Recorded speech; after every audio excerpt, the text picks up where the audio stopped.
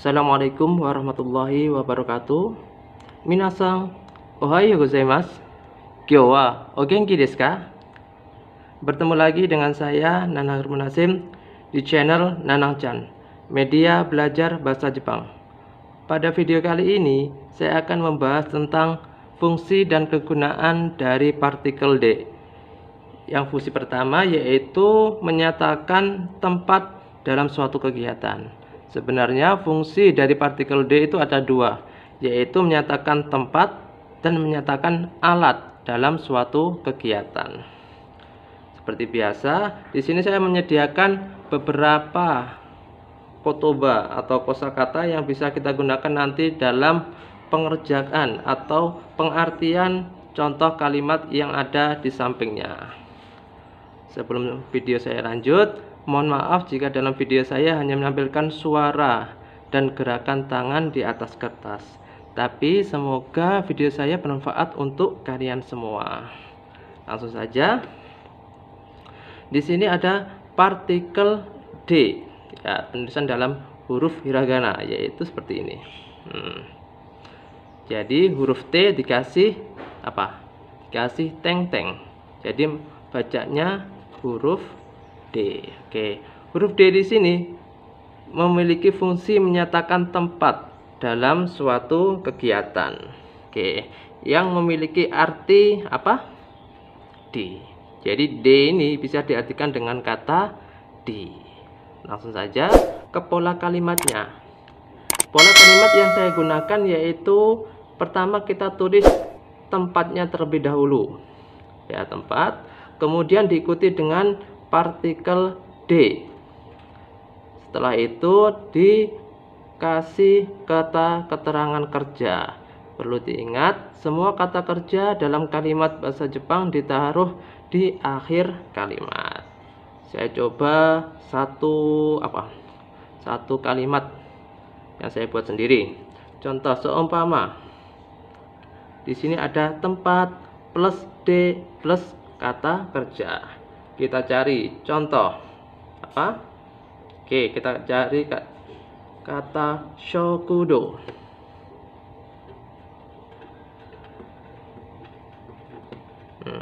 Terus dikasih partikel D. Setelah itu kita cari kata kerja apa yang kita pakai. Set. Oke.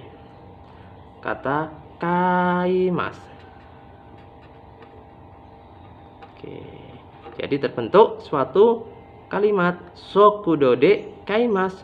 Sokudo artinya kantin, de artinya di, kaimasu membeli.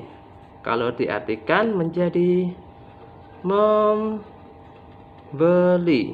di kantin. Seperti itu aja. Mudah kan? Langsung saja ke contoh kalimat nomor 1. Oke, di sini ada huruf hiragana, huruf kanji, dan beberapa huruf katakana. Jadi bagi kakak yang belum mengerti tentang huruf hiragana, kanji maupun katakana, bisa lihat tutorialnya di video kita yang sebelumnya. Yang pastinya linknya terdapat di dalam deskripsi. Oke, langsung saja. Di sini ada kalimat Tosokang de tegami wo kakimasu. Tosokang de tegami wo kakimasu. Kita penggal-penggal.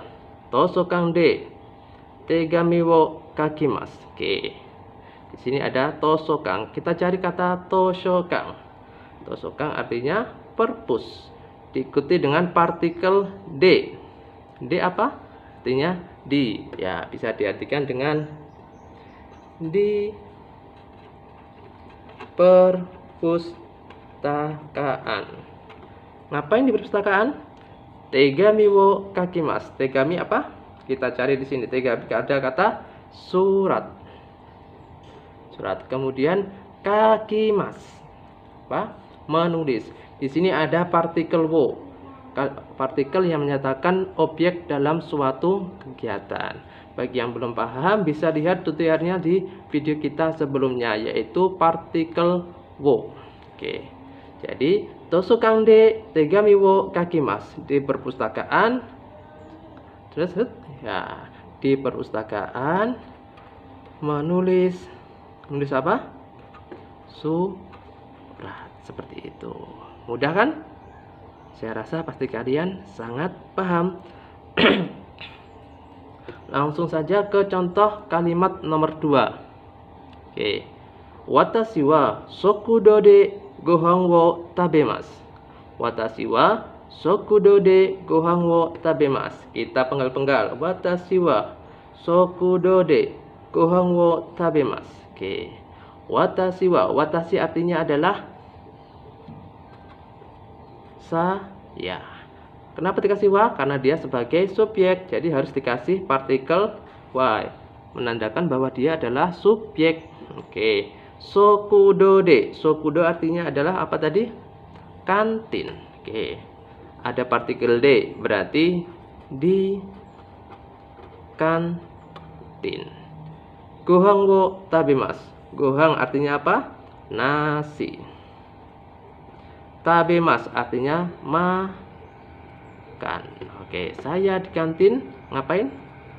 Makan nasi. Ya, seperti itu aja. Mudah kan? Saya rasa pasti kalian sangat paham. Oke, langsung ke contoh kalimat nomor 3. Watashi wa tomodachi to kyoshitsu de hon wo yomimasu. Watashi wa tomodachi to kyoshitsu de hon wo yomimasu. Kita penggal satu persatu. Oke, berdasarkan partikelnya. Oke. Di sini ada kata watashi. Berarti apa artinya? Artinya saya. Tomodachi to. Tomodachi apa? Ada yang masih ingat? Mungkin di tutorial kita sebelumnya. Oke, betul. Tomodachi artinya teman-teman. Partikel to ini bisa diartikan kata dan atau bersama. Saya dan teman-teman. Kyoshitsu de. Kyoshitsu apa di sini? Kyoshitsu artinya kelas. Berarti di kelas. Di kelas ngapain? Hong wo yomimasu. Hong artinya apa, Hong? Wah, ternyata nggak ada di sini. Hong itu artinya adalah buku. Yomimasu artinya membaca. Berarti saya dan teman-teman di kelas ngapain? Membaca buku.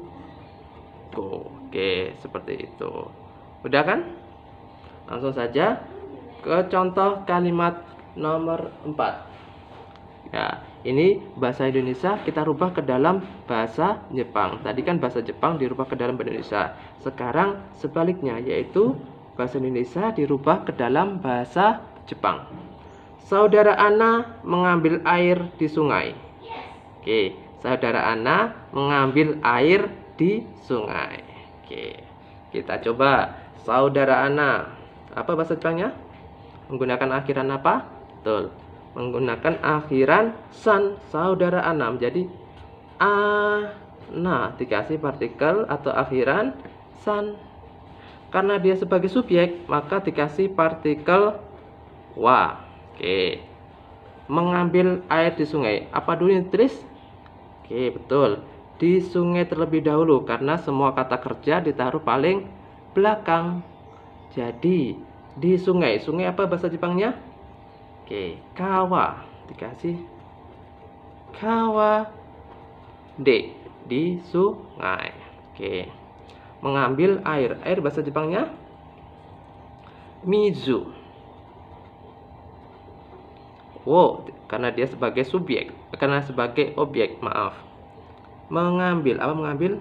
Torimasu. Oke, jadi saudara Ana mengambil air di sungai. Ana-san wa kawa de mizu wo torimasu.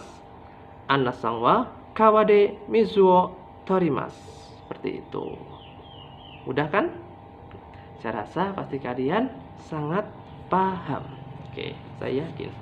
Kemudian contoh kalimat nomor 5. Saudara Naufal bersama saya membeli apel di pasar. Saudara Naufal bersama saya mengambil apel, membeli apel di pasar. Cara pengertiannya pun sama, dipenggal-penggal. Saudara Ana, ada saudara Naufal bersama saya membeli apel di pasar. Mana yang kita tulis? Yang sebagai subjek terlebih dahulu, saudara Naufal.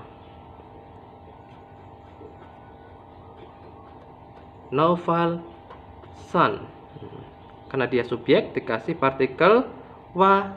Setelah itu bersama saya, sama atau sama dan saya. Oke, berarti saya watasi, dikasih partikel to. Oke, membeli apel di pasar, yang ditulis dulu apa?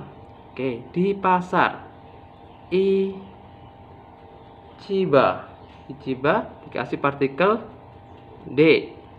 Baru itu membeli apel. Apel bahasa Jepangnya ringo. Ringo wo kaimasu. Oke, seperti itu. Jadi saudara Naufal bahasa Jepangnya Naufal-san, dikasih partikel wa. Bersama saya watashi to. Oke, di pasar ichiba de. Oke, kemudian membeli apel ringo kaimasu. Jadi kalau digabung, saudara Naufal bersama saya membeli apel di pasar. Naufal-san wa watashi to ichiba de ringo kaimasu. Seperti itu. Mudah kan? Nah, inilah contoh kalimat sederhana dalam bahasa Jepang menggunakan partikel D yang menyatakan tempat dalam suatu kegiatan. Langsung saja. Di sini ada kata tanya, yaitu kata tanya doko, artinya mana. Oke, kita lihat pada contoh kata tanya nomor 1. Doko de torimasu ka? Doko de torimasu ka? Oke, doko de, doko artinya mana, de artinya di. Di mana? Torimasu, torimasu apa? Mengambil. Oke, akhiran ka berarti suatu akhiran dalam kalimat tanya.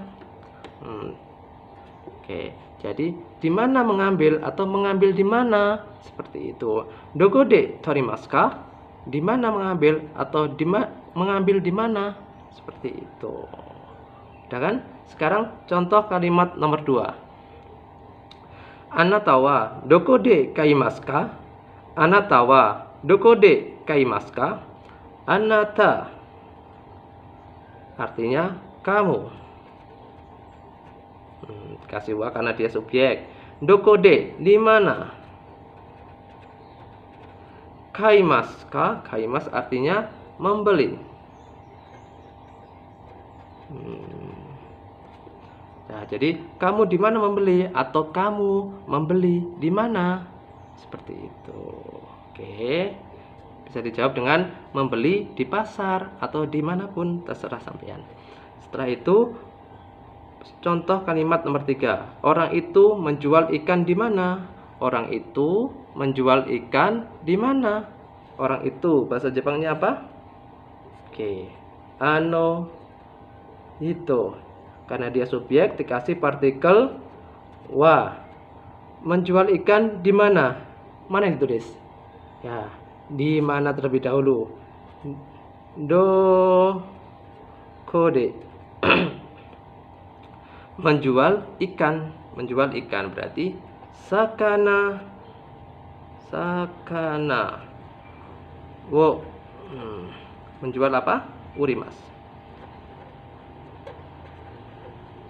Urimasu. Ka. Jadi ano hito wa doko de sakana wo urimasu ka? Seperti itu. Orang itu menjual ikan di mana?